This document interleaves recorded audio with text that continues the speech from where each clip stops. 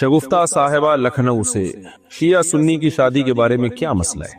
شیعہ سنی کے شیعوں کے بہت سارے فرقے ہیں، ان کے عقائدوں میں بڑا اختلاف ہوتا ہے، تو کسی ایک جنرلی ایک حکم نہیں لگایا جا سکتا۔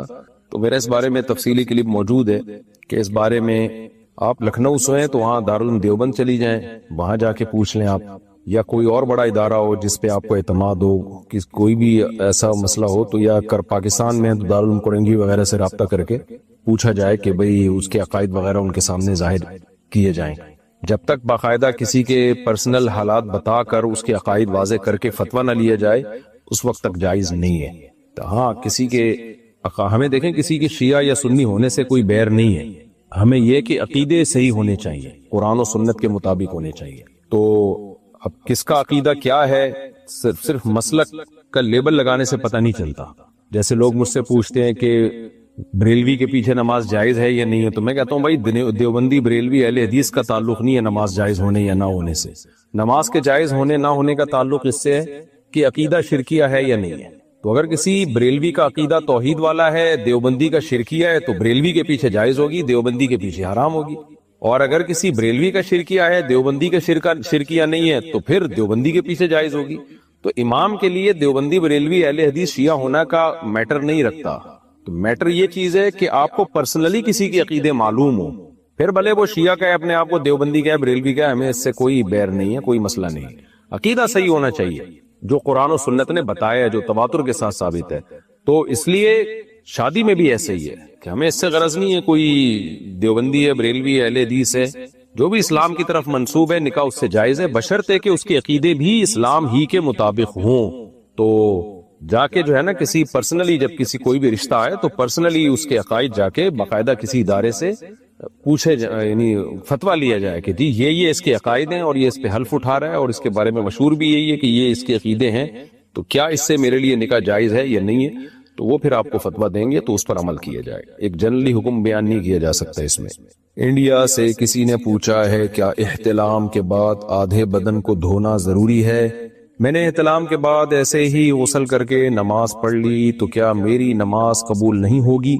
آپ نے اگر احتلام کے بعد غسل کر کے نماز پڑھی تو ہی قبول ہوگی، غسل کیے بغیر پڑھتے تو قبول نہ ہوتی، جب غسل کر لیا تو قبول ہو گئی۔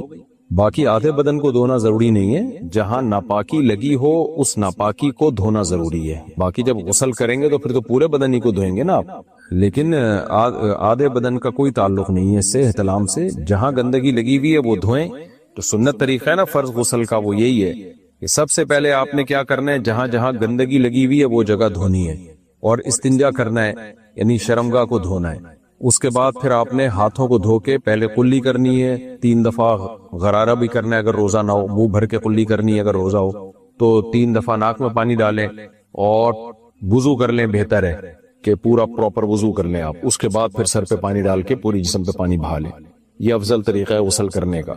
اور دوسرے درجے میں یہ بھی ٹھیک ہے کہ آپ نے گندگی دور کی، پھر استنجا کیا اور اس کے بعد ہاتھ دھوئے آپ نے، پھر قلی کی، ناک میں پانی ڈالی اور پھر ڈائریکٹ پورا غسل کر لیا۔ پہلے والا طریقہ زیادہ افضل ہے، دوسرا طریقہ بھی ٹھیک ہے، دونوں طریقوں سے سنت کا ثواب ملے گا انشاءاللہ۔ پاکستان سے کسی نے پوچھا میرے ابو میری امی کی بہت بے عزتی کرتے ہیں، گالیاں بھی دیتے ہیں، لیکن ہم سے بہت پیار کرتے ہیں۔ امی ابو دونوں گورنمنٹ ٹیچر ہیں، میری امی یہ سب کچھ برداشت کر رہی ہیں، لیکن میں جب ان کو اس طرح سے بے عزت ہوتا ہوا دیکھتی ہوں تو مجھے اپنے پاپا سے نفرت ہوتی ہے، میرا ان سے بات کرنے کا دل نہیں کرتا، میری عمر 15 سال ہے، ٹینشن رہتی ہے، اس کا کوئی حل بتائیں۔ آپ کے لیے اپنے پاپا سے نفرت حرام ہے، ناجائز ہے۔ دیکھیں اگر آپ کے والد آپ کی والدہ کو ڈانٹ ڈپٹ بلا وجہ کر کے ان پہ ظلم کر رہے ہیں، یہ بھی ایک ظلم ہے، غلط ہے، لیکن آپ اپنی باپ سے جو نفرت کر رہی ہیں زیادہ بڑا ظلم ہے۔ وجہ اس کی ہے کہ باپ کے احسانات تو اتنے ہیں کہ اولاد ان احسانات میں ڈوبی ہوئی ہوتی ہے۔ آپ کو جو کچھ ملا ہے آپ کے باپ کی وجہ سے ملا ہے، تو نام ملا، قوم ملی، نان نفقہ ملا، گھر ملا، عزت ملی، یہ سب چیزیں باپ کی وجہ سے ہیں۔ باپ نہ ہو تو کیا حیثیت رہ جاتی ہے بیٹیوں کی، خاص طور پہ بیٹیاں تو باپ ہی کے دم سے ہوتی ہیں۔ تو اس لیے آپ کے لیے یہ لفظ استعمال کرنا کہ مجھے اپنے پاپا سے نفرت ہے، یہ لفظ بہت خطرناک ہے۔ تو آپ اپنے والد کے حقوق بھی ادا کریں، ان سے محبت بھی کریں، اور کسی طرح پیار محبت سے خود نہ کسی اور کے ذمہ لگائیں، ان کو سمجھائیں کہ بھئی اس طرح اگر وہ واقعی والدہ کے ساتھ غلط سلوک کر رہے ہیں تو وہ نہ کریں۔ تو آپ کی امی لڑے نا پھر بھی کچھ سمجھ میں آتا ہے، تو آپ کے لیے یہ بالکل سوٹیبل نہیں ہے۔ تو آپ کی امی کو چاہیے نا کہ وہ پاپا سے بولیں کہ واٹ آر یو ڈوئنگ، کیا کر رہے ہو میرے ساتھ, مجھے کیوں بے عزت کر رہے ہو. تو یا کوئی اور بڑا خاندان کا بڑا بات کرے. اچھا بھائی, آسٹریلیا سے کسی نے پوچھا اللہ تعالیٰ کی ڈیوٹیز یا ایکٹیویٹیز کیا ہیں. سبحان اللہ, کیا پوچھ رہے ہو میرے بھائی. کیا اللہ تعالیٰ کا کام صرف انسان, جنات اور فرشتوں کو پیدا کرنا ہے یا اور بھی کچھ ہے؟ کیونکہ تقدیر تو پہلے سے لکھی ہوئی ہے. تو کیا اللہ تعالیٰ کوئی نیا کام کرتا ہے؟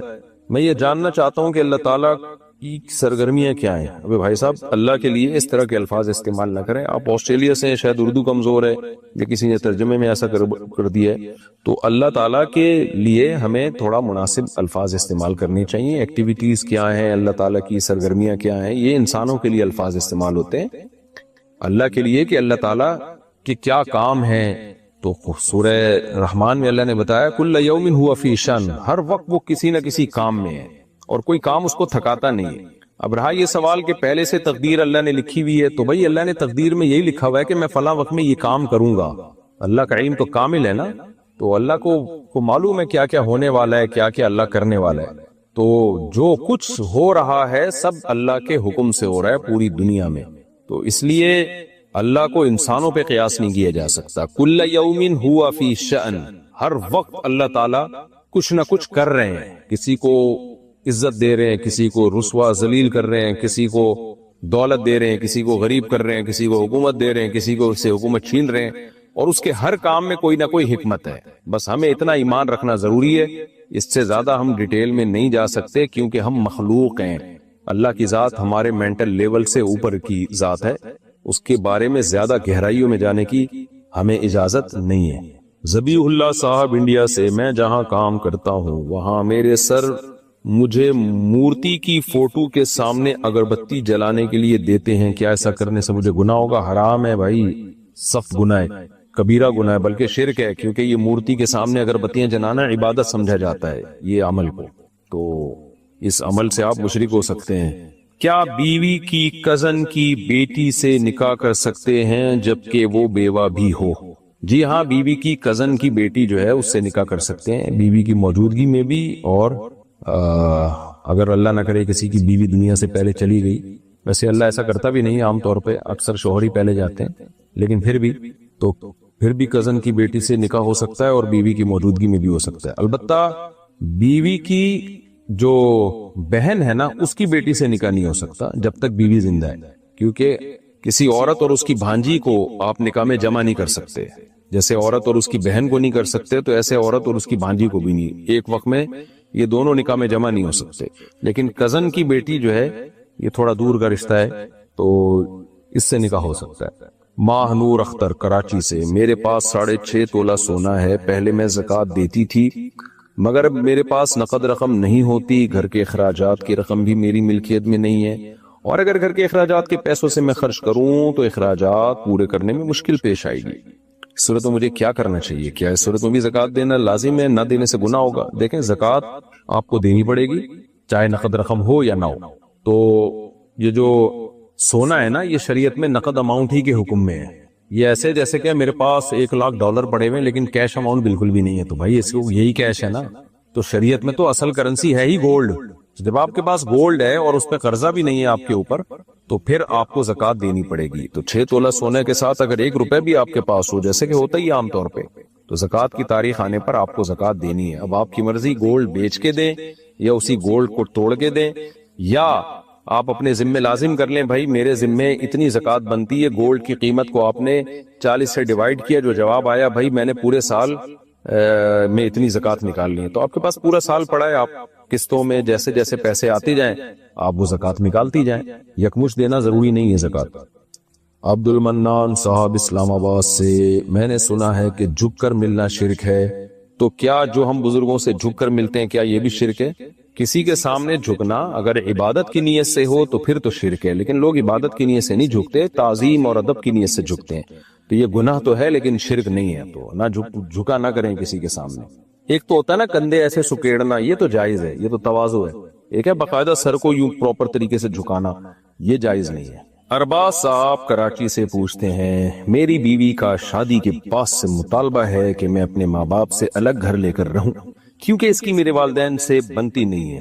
کوئی نئی بات نہیں ہے, میری بیوی کو الگ پورشن میں بیوی کو الگ پورشن میں رکھنے کے لیے تیار ہوں، مگر والدین سے الگ گھر میں نہیں رہنا چاہتا کیونکہ میرا اور کوئی بھائی نہیں ہے، بہنوں کی شادیاں ہو چکی ہیں، والدین کا خیال رکھنے کے لیے ان کے ساتھ رہنا ضروری ہے، نیز الگ گھر لے کر رہنے کی میری استطاعت بھی نہیں ہے، رہنمائی فرمائیے۔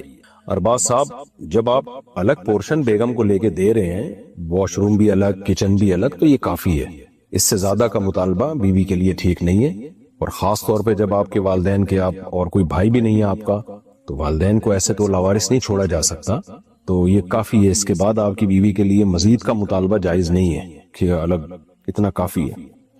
متحدہ عرب امارات، رات میں خوشبو لگانا کیسا ہے؟ جائز ہے بھائی، کسی بھی ٹائم پہ خوشبو لگا سکتے ہو۔ لائبہ سلیم راول پنڈی سے، میں کمیشن ایجنٹ کے طور پر کام کرتی ہوں، ہول سیلر کی پروڈکٹس آگے سیل کرواتی ہوں، ہول سیلر پروڈکٹ کا ایک فکس ریٹ دیتا ہے، ہول سیلر جو ہے وہ پروڈکٹ کا ایک فکس ریٹ دیتا ہے اور کہتا ہے کہ جتنی بھی پروڈکٹ بکی تو یہ فکس قیمت میری، باقی اوپر کے سارے پیسے آپ کے، اور میں اپنی مرضی سے پروڈکٹ کے ریٹ بہت آگے بڑھا کر کسٹمر کو بتاتی ہوں، تو کیا اس طرح سے کمیشن لینا جائز ہے؟ اور کیا کسٹمر کو بتانا ضروری ہے کہ میں کتنا کمیشن لیتی ہوں، یا صرف اتنا کہہ دینا کافی ہوگا کہ میں کسی کی ایجنٹ بن کے کام کرتی ہوں؟ اتنا کہہ دینا کافی ہے کہ میں کسی کی ایجنٹ بن کے کام کر رہی ہوں، یہ کافی ہے۔ باقی آپ کے لیے یہ کمیشن جائز ہے، اگر کوئی کہتا ہے کہ بھئی یہ چیز آپ جتنے کی چاہیں بیچیں، مجھے فی پروڈکٹ اتنا دے دینا، جائز ہے، لیکن بہرحال یہ طریقہ بہتر نہیں ہے۔ تو شریعت میں افضل طریقہ ہے وہ یہ کہ آپ کمیشن طے کریں اپنا، کہ جتنا پروفٹ ہوگا نا اس میں میرا اتنا پرسنٹ اور آپ کا اتنا پرسنٹ، یعنی ہول سیلر سے آپ یہ کہیں کہ میرے اتنے پرسنٹ اور آپ کے اتنے پرسنٹ، یہ زیادہ بہتر طریقہ ہے۔ تو بعض لوگ علماء نے اس کو کراہت، ناپسندیدہ کی سمجھائے، بہرحال جائز یہ بھی ہے، تو دوسرا طریقہ زیادہ افضل ہے۔ یہ بالکل ایسے ہی ہے جیسے اسٹیٹ ایجنٹ کو ہم کہتے ہیں کہ یار یہ میرا پلاٹ ہے، اب اس میں جو بے غبار طریقہ ہے، بالکل جائز طریقہ ہے، وہ تو یہی ہے کہ بھائی یہ پلاٹ تم بکواؤ گے تو جو مجھے اضافی پروفٹ ہوگا اس میں اتنے پرسنٹ تمہارا، اتنے پرسنٹ میرا۔ لیکن آپ یہ بھی کہہ سکتے ہیں کہ بھائی مجھے اس پلاٹ کے اتنے چاہیے جو اضافی ہوں گے، جتنے پیسے میں تم بیچنا وہ تم سارا کا سارا پروفٹ تمہارا، تو یہ بھی جائز ہے مگر بہتر نہیں ہے یہ۔ امریکہ سے کسی نے پوچھا ہے، میری ساس چھوٹی چھوٹی گھریلو باتوں پر غصہ کرتی ہیں، سب کی ساسیں کرتی ہیں بھائی، لیکن حیرت ہو رہی ہے امریکہ میں بھی ساسیں وہی کچھ کر رہی ہیں جو پاکستان میں کرتی ہیں، چھوٹی چھوٹی باتوں کو مائنڈ کرتی ہیں، میرے بچے بھی چھوٹے چھوٹے ہیں، ساری چیزیں آپ کے چھوٹی چھوٹی چل رہی ہیں، جس کی وجہ سے بعض مرتبہ گھر کے کام مثلاً برتن دھونا وغیرہ گھنٹے 2 گھنٹے آگے پیچھے ہو جاتے ہیں، یہ بھی چھوٹے چھوٹے کام ہیں جس پر ساس غصہ کرتی ہیں۔ میرے شوہر بہت اچھے ہیں الحمدللہ الحمدللہ، ہم ایک دوسرے سے خوش ہیں، مگر ساس ان کی چھوٹی چھوٹی باتوں سے ساس کی ان چھوٹی چھوٹی باتوں سے میں بہت تنگ ہو رہی ہوں، یعنی آپ اس کی وجہ سے روز بروز چھوٹی ہوتی چلی آ رہی ہیں، میں کبھی ان کو اف تک نہیں کرتی، ہمیشہ ادب سے بات کرتی ہوں، کبھی پلٹ کر جواب نہیں دیا، مگر اب تنگ ہو کر میں ان سے الگ ہونا چاہتی ہوں۔ میرے شوہر اپنی امی کے رویے سے واقف ہیں، مگر وہ میرے صبر اور خاموشی پر صرف میرے ماتھے پر پیار کرتے ہیں، میں کوئی لڑائی نہیں کرنا چاہتی، مجھے اور میرے شوہر کو کوئی اچھا سا مشورہ دیجیے۔ دیکھیں اگر چھوٹی چھوٹی باتوں پہ غصہ چل رہا ہے تو میرا مشورہ تو یہی ہے، برداشت کر لیں، اس پر اللہ آپ کو اجر دے گا، آپ کا میاں آپ کا ساتھ دے رہا ہے، آپ کے میاں کو پتا ہے کہ آپ پہ زیادتی ہو رہی ہے، تو میاں جب بیوی کے ساتھ ہوتا ہے تو عورت کا بڑا حوصلہ بڑھ جاتا ہے۔ اور یہ بھی یاد رکھیں، غیرت مند میاں جو ہے نا، عورت کو اپنی بیوی کو دیکھتا ہے کہ اگر وہ میری ماں کے ساتھ صحیح چل رہی ہے تو وہ بہت کچھ برداشت کر دیتا ہے اور اس کے دل میں عورت جگہ بنا لیتی ہے۔ تو میرا مشورہ آپ کو یہی ہے کہ بڑا سمجھ کے، ساس سگی ماں نہیں ہوتی لیکن شریعت میں ماں جیسی ہی ہوتی ہے، تو 100% 100% اپنے حساب سے زندگی انسان کو کہیں بھی نہیں ملتی۔ اگر آپ یہ چاہیں گی نا کہ مجھے ایسی زندگی ملے جو ساری بالکل ایکوریٹ، ہر چیز میں اس میں ایکوریسی ہو، ایسا نہیں ہو سکتا، کہیں نہ کہیں آڑا ترچا اونچ نیچ سب چل رہی ہوتی ہے۔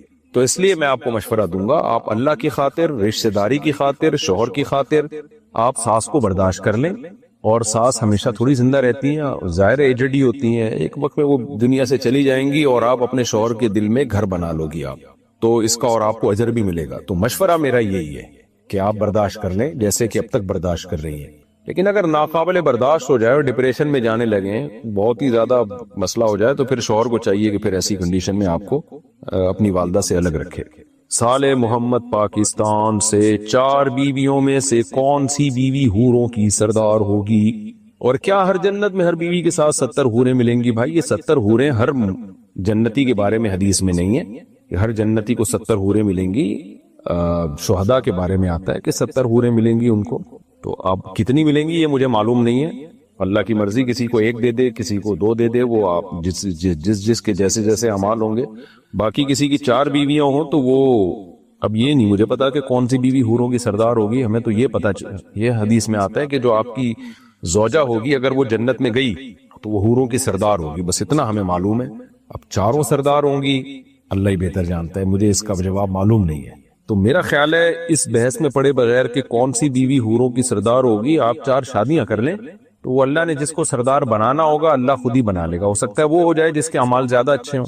اور جنت میں جب آپ چلے گئے تو آپ کی ساری خواہشات پوری ہوں گی، تو وہاں آپ کو اس سوال کا جواب بھی مل جائے گا. تو کوشش یہ کریں کہ وہ اعمال اختیار کریں کہ ہم جنت میں ایک دفعہ چلے جائیں، سارے مسئلے وہاں جا کے حل ہو جائیں گے انشاءاللہ. جنت میں جانے کو زیادہ فوکس کریں. اللہ تعالی ہم سب کو جنت کا وارث بنائے. باقی حقیقت یہ مجھے اس کا جواب معلوم نہیں ہے کہ کون سی بیوی سردار ہوگی. اچھا بھائی، میرا نام آریان ہے، میری امی میری شادی کے لیے راضی ہے لیکن ابو راضی نہیں ہے، تو میں کیا کروں؟ اگر آپ کے پاس کمانے کے ذرائع ہیں تو ابو کو پہلے تو کوشش کریں حتی الامکان منانے کی. نہیں مانتے تو کر کے بتا دیں کہ ابو مجبوراً ہو گئی ہے. ٹھیک ہے، بیٹے کے اور بیٹی کے معاملات میں شریعت نے فرق رکھا ہے. آپ مفتی صاحب، وضو کے دوران ازواج کا جواب دینا جائز ہے؟ جی بالکل مفتی صاحب، میرا نام سعد بصیر ہے اور میں بھائی اپنے نام کے ساتھ اپنے گناہوں کو کیوں ایکسپوز کر رہے ہو یار؟ کس اپنے گناہ جو ہے نا، ایسے میں یہاں تو میں پڑھ لیتا ہوں، اناؤنسمنٹ کر لیتا ہوں، یہ پڑھنے یہ کسی اب وہ بندہ اڑ جائے گا. بس اننون سے پوچھ لیتے کہ ایک آدمی ہے جس کو اس گناہ میں مبتلا ہے تو وہ کیسے بچے، اس طرح سے پوچھ لیا کرو. باقی اس گناہ کے بارے میں کئی بار بیان کر چکا ہوں، پھر دوبارہ کبھی کر لوں گا. میرا نام نور الدین ہے، کیا قسطوں کا کاروبار کرنا جائز ہے؟ جائز ہے. ڈاکٹر اسرار احمد صاحب نے کہا ہے کہ یہ سود ہے نہیں. ڈاکٹر اسرار احمد صاحب ہمارے لیے بہت قابل احترام رحمہ اللہ تعالی، لیکن وہ مفتی نہیں تھے. سود کے مسائل مفتیان کرام سے پوچھیں. سود کے تو بڑے ویسے بھی پیچیدہ مسائل ہوتے ہیں، اس میں تو ایکسپرٹ مفتی ہوتے ہیں جو بتاتے ہیں. آپ تو قسطوں کے کاروبار تو سود ہو ہی نہیں سکتا. میں نے بھی وہ ڈاکٹر صاحب کی اسپیچ سنی ہے جس میں وہ کہہ رہے ہیں میری رائے میں یہ بھی سود ہے، لیکن وہ بالکل اس کی کوئی حیثیت نہیں. باقی انہوں نے جو دین کے کام کیے، ہمارے ہاں جب کسی ایک سے کسی بات پہ اعتراض کیا جائے تو لوگ سمجھتے ہیں میں اس کے اگینسٹ ہوں. کہ قرآن کی بڑی خدمت کی انہوں نے. جو ہماری نئی جنریشن ہے، جو اسکول یونیورسٹی کالجز کے لوگ ہیں اور بڑی اپر لیول کا جو ہمارا طبقہ ہے، اس کے بڑا ان کا اچھا کردار ہے. بڑی محنت کے ساتھ وہ درس قرآن دیا کرتے تھے، اب بھی ان کے درس موجود ہیں. لیکن مسائل کے معاملے میں آپ مفتیان کرام سے پوچھو گے تو سود سے اس کا کوئی تعلق نہیں ہے. بلکہ یہ جو آیت نازل ہوئی ہے نا، احل اللہ البیع وحرم الربا، مشرکین مکہ نے کہا تھا کہ سود کیوں حرام ہے. وہی پوچھا نا انہوں نے شیطان والا کام کہ کیوں حرام ہے. انہوں نے کہا جب قسطوں پہ ہم یعنی خرید و فروخت جب ہم کرتے ہیں تو اس میں بھی تو پروفٹ ہوتا ہے ہمارا. تو وہاں بہت سے مفسرین نے لکھا ہے کہ وہاں بیع سے ان کی مرادی قسطوں والی خرید و فروخت، کہ قسطوں پہ جب ہم چیز لیتے ہیں تو اس میں پروفٹ، جب ہم چیز بیچتے ہیں قسطوں پہ ادھار پہ تو ہم اپنا مارجن کیا رکھتے ہیں؟ زیادہ. تو سود میں بھی تو یہی ہے. تو فرق کیسے ہو گیا؟ تو اسی کے جواب میں قرآن نے کہا کہ بھئی فرق یہ ہے کہ حل اللہ البیع، اس خرید و فروخت کو اللہ نے حلال رکھا ہے اور اس کو کیا رکھا ہے؟ حرام رکھا ہے. تو کسی بھی چیز کی کیش پیمنٹ کم اور ادھار پہ اس کی پیمنٹ زیادہ ہو سکتی ہے، شرعاً جائز ہے. ناجائز یہ ہے کہ آپ اسی مجلس میں طے نہ کریں. دیکھو ایک چیز میں اپنا موبائل میں بیچتا ہوں، میں کہتا ہوں بھائی یہ کیش پہ 1 لاکھ کا ہے اور قسطوں پہ 1.5 لاکھ کا. آپ چلے گئے موبائل لے کے کہ ٹھیک ہے کل پیسے لے آیا تو 1 لاکھ دے دوں گا، اور اگر نہیں لایا تو سمجھنا 1.5 لاکھ. یہ حرام ہے. اسی وقت طے کرو کہ 1 لاکھ والی پیمنٹ پہ لوگے یا 1.5 لاکھ والی، اسی وقت طے کرو. اور جو ایک دفعہ طے ہو گئی اب اس میں کمی بیشی نہیں ہو سکتی. مثال کے طور پر آپ نے کہا میں 1.5 لاکھ والی پیمنٹ پہ سودا کر رہا ہوں اور میں 1 سال میں پیمنٹ دوں گا.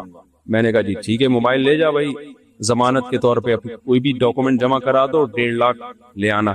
کل آپ آئے کہہ رہے یار ایسا کر یہ 1 لاکھ پکڑ اور باقی قسطیں معاف کر.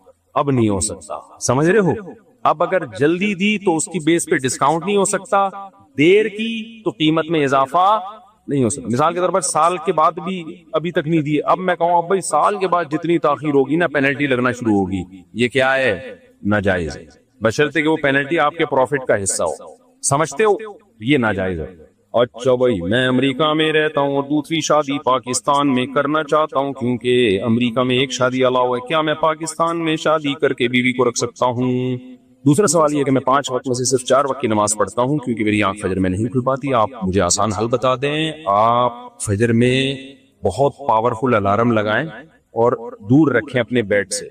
जब वो पावरफुल अलार्म बजेगा आप उठ के जाएंगे उसे बंद करने के लिए, इससे पहले के मोहल्ले वाले आपको बंद करने के लिए आ जाएं, या आपकी बेगम चीखना शुरू कर दे और खुला का केस दायर कर दे कि ये बंदा रोजाना हमारे घर में सुबह सुबह डोल डमक्के हो रहे होते हैं। तो आप दूर रखें अलार्म, और उसे बंद करने के लिए जब आप जाएंगे तो आपकी आंख भी खुलेगी और आपकी नींद भी काफी हद तक कम। और वॉशरूम के करीब रखें वो, तो वही वॉशरूम हो, वही बंद करने के लिए वॉशरूम में घुस जाए। वहां से जैसे ही वॉशरूम में घुरे टर्न मारा, हमारे यहाँ ऐसे ही है वॉशरूम, यहाँ से यूं करके टर्न मारना पड़ा। वॉशरूम यूज किया, फिर आपने क्या किया, फौरन पानी मार दिया आंखों पे, बस। फिर भी अगर नमाज नहीं पढ़ते, इसका मतलब भाई आपको नमाज पढ़ना शौक ही नहीं है। तो ये नुस्खा इस्तेमाल करें, इंशाल्लाह आंख खुलेगी। दूसरा ये कि मेरा दूसरी शादी पाकिस्तान में करना चाहता हूँ, पाकिस्तान में कर लें आप शादी।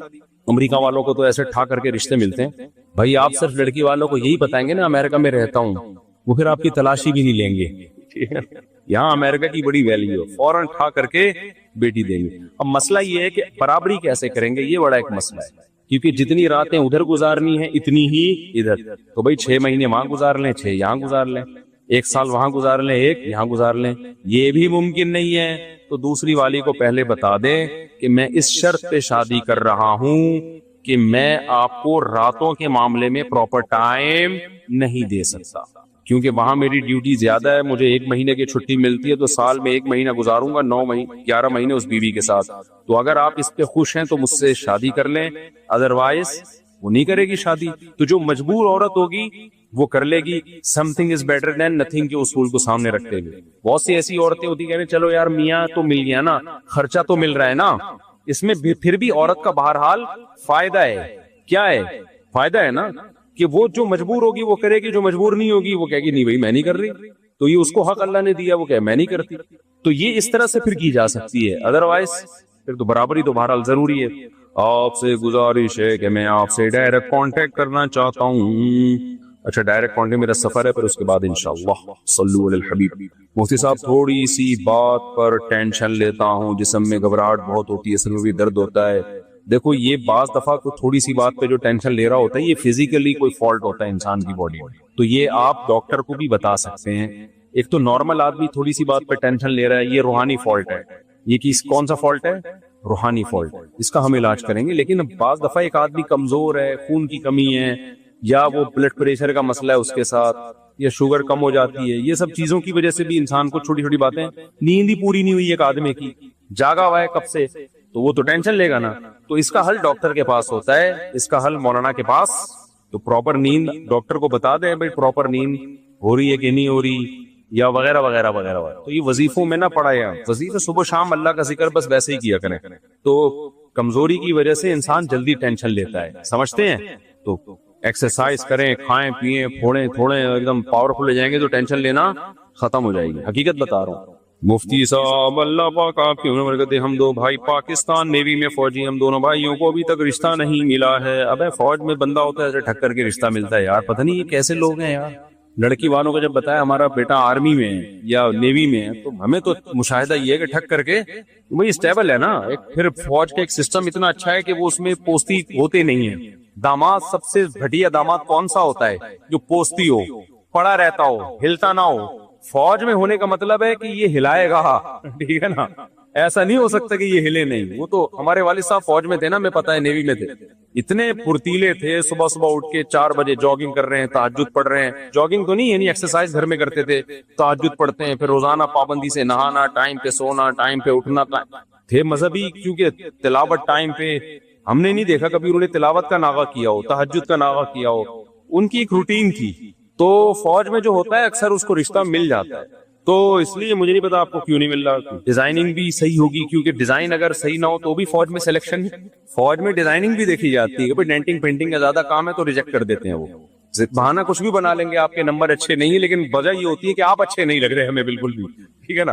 تو ہاں ایک چیز فوجیوں میں کمپلینز آتی ہے, بعض خواتین کی شادی کسی فوجی سے ہوتی ہے تو کہتی ہیں اخلاق ٹھیک نہیں ہے. یہ فالٹ ہو سکتا ہے کسی فوجی میں, اخلاق کیا نہ ہو, غصے کا تیز ہو, یہ ہو سکتا ہے, تو کسی میں بھی ہو سکتا ہے. تو اس والے فالٹ کا وہاں علاج, یہی آفیسر میں یہ فالٹ کی کمپلین زیادہ ہے. ہم تو ہر طرح کے لوگ آتے ہیں نا ملنے کے لیے, تو کسی کمیشن آفیسر سے شادی ہو گئی تو خاتون کو یہ شکایت ہوتی ہے یہ آرڈر دیتا رہتا ہے بس, ٹھیک ہے نا.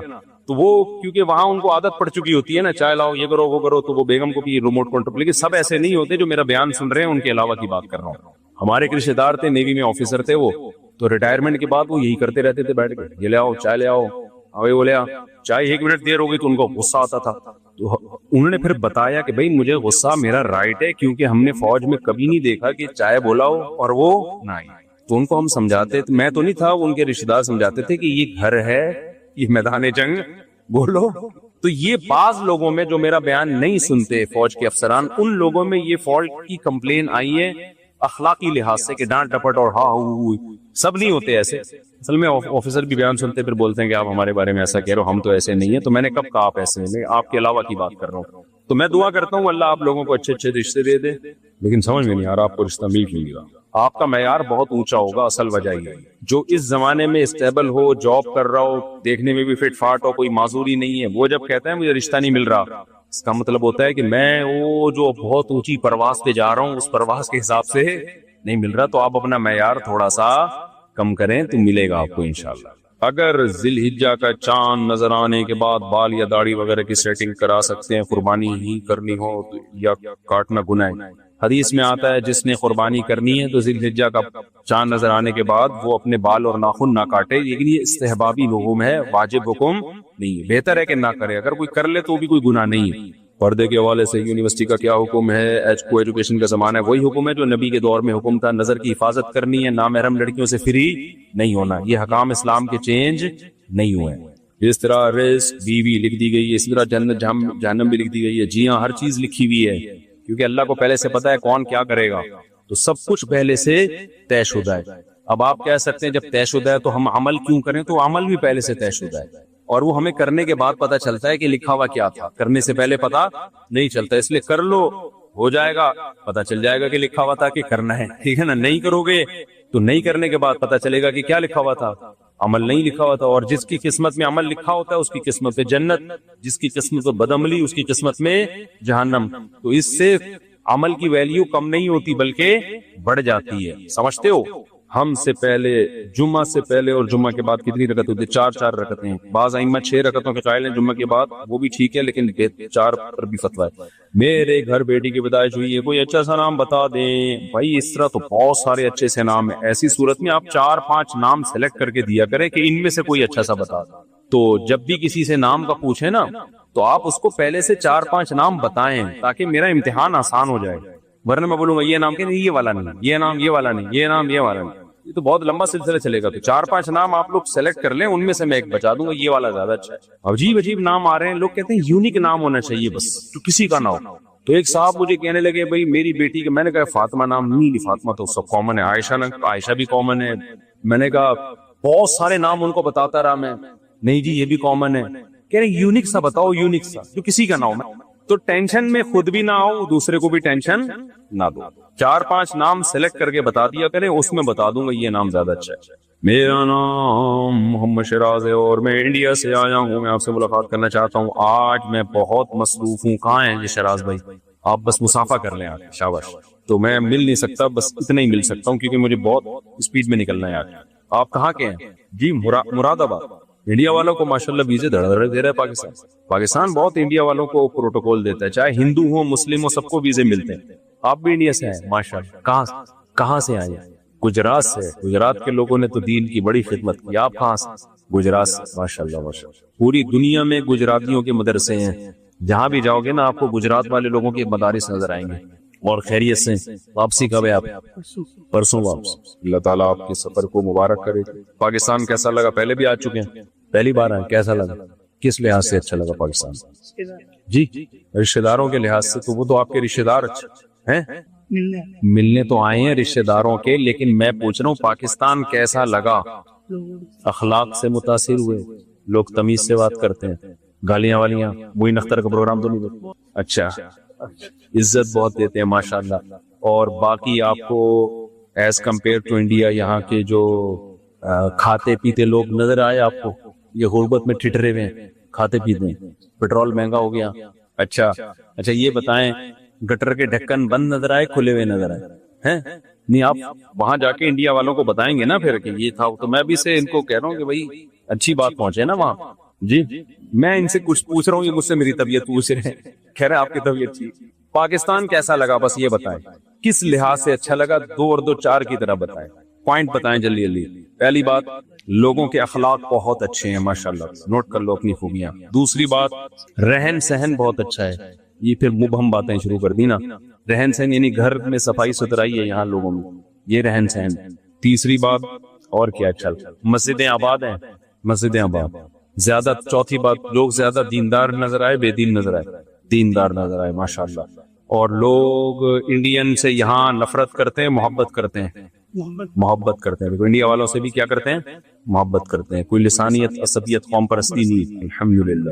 اچھا، اور کوئی سوال پوچھ رہے لے لی. اچھا، ڈیولپمنٹ کے لحاظ سے بسوں کا نظام، جہازوں میں بھی سفر کیا ہوگا آپ نے، اور لائٹ تو جاری ہے نا؟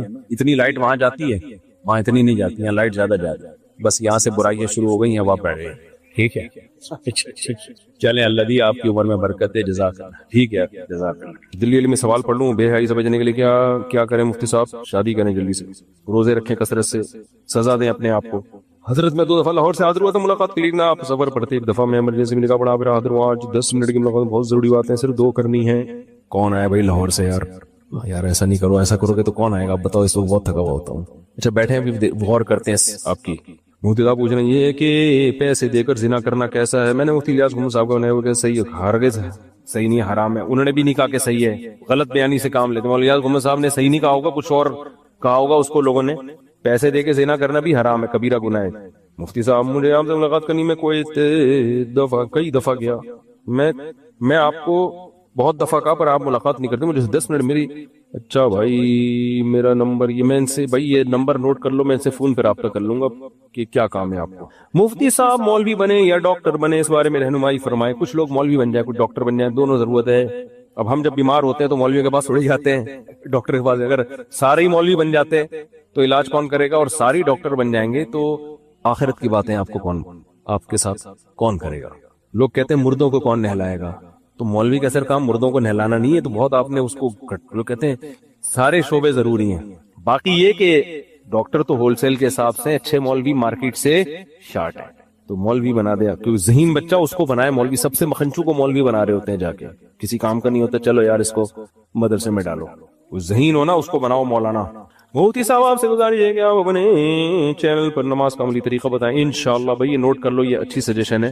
ہم نے چینل پہ نماز کا پورا طریقہ بتانا ہے. پہلے ضیاء الحق کے دور میں ٹی وی میں پورا پروگرام آتا تھا، پورا نماز کا طریقہ بتایا جاتا تھا. ضیاء الحق نے بڑے خاندانی کام کیے.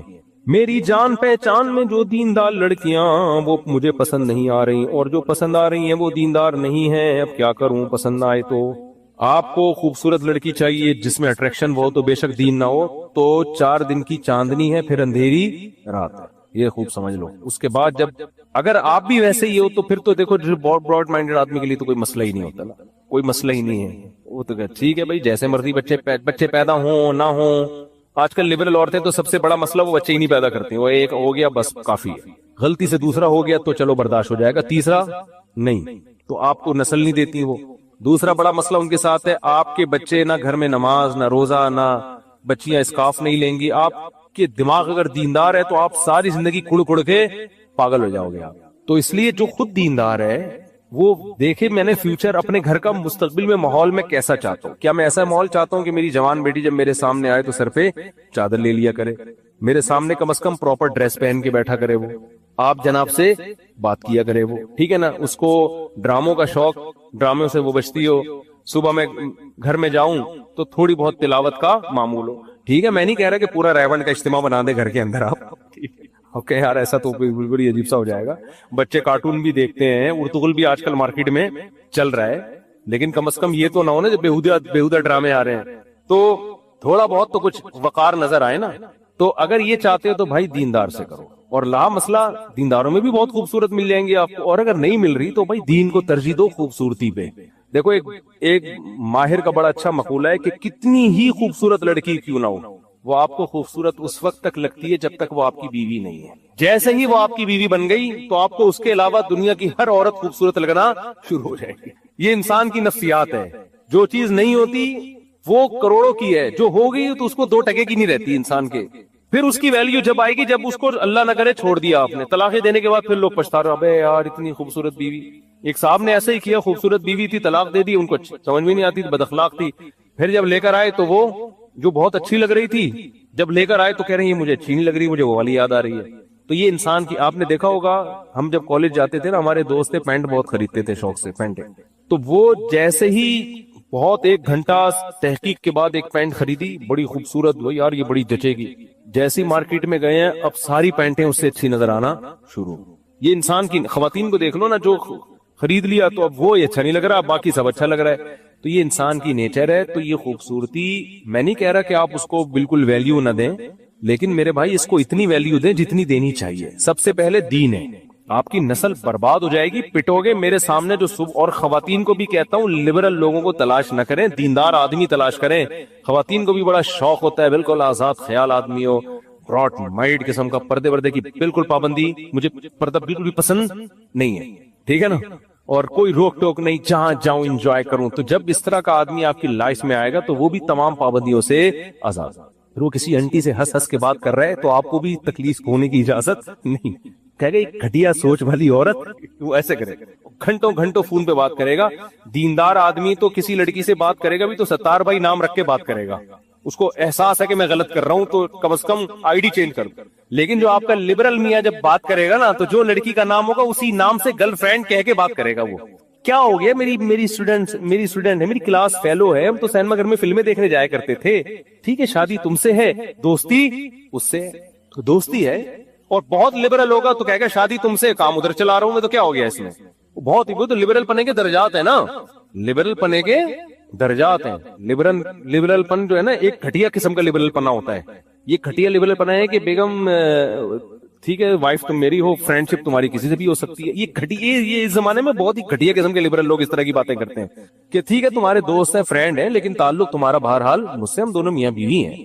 یہ اب لبرل لوگ یہ کیا ہے، گھٹیا والا، اتنے نیچ قسم کے. اب اس سے اوپر کی چیزیں آ رہی ہیں مارکیٹ میں، اب میں نہیں جانا چاہتا وہاں تک، صحیح ہے نا. تو میرے پاس فون آتے ہیں خواتین کے، بھائی ہم نے شادی کی میاں کے تو لڑکیوں سے اتنے تعلقات ہیں. میں ان سے کہتا ہوں کہ جب دیندار کا پتہ چلا ہوگا، بہت سے داڑھیوں والے آئیں گے، تبلیغ جماعت والے آئیں گے، آپ نے تو یہ کہہ کے ریجیکٹ کر دیا ہوگا ہمیں ملا ٹائپ کا نہیں چاہیے. یعنی ہاں ہم نے تو یہ کہا تھا، ہم نے کہا یہ ملا ٹائپ کا نہیں ہے. تو اچھا یہ ذہن میں رکھیں کہ صرف داڑھی پگڑی کافی نہیں ہوتی. بہت سے جو ہے نا وہ داڑھی کے روپ میں بڑے بہت ہی بدماش قسم کے لوگ ہوتے ہیں، تو صرف داڑھی پگڑی دیکھ کے نہیں کہیں دے دیا کریں. اصل دیکھیں دین کو فالو کتنا کر رہا ہے یہ.